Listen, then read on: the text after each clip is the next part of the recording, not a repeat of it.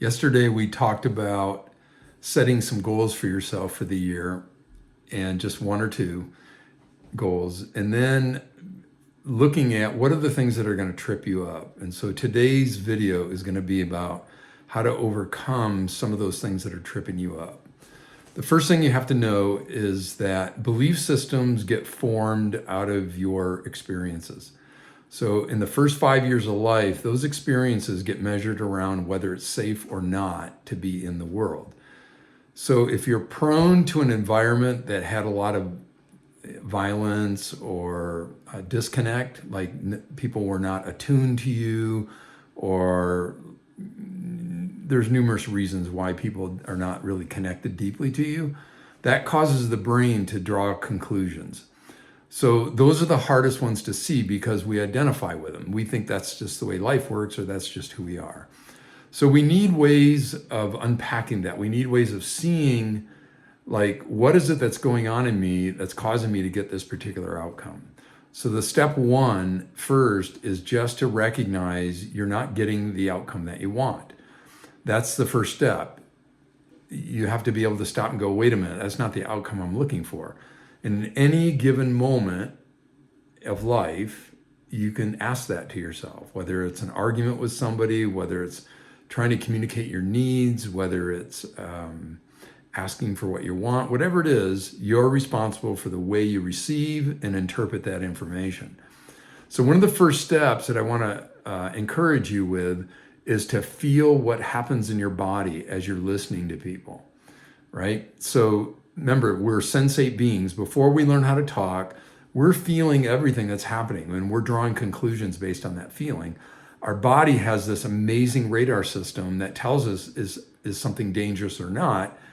And of course, to what degree depends on the environment that you were raised in.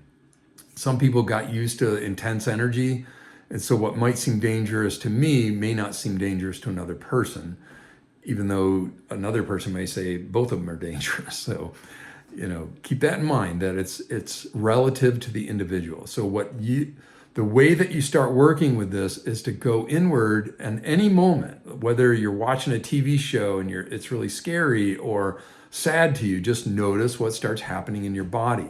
You want to get really good at developing a body emotion map.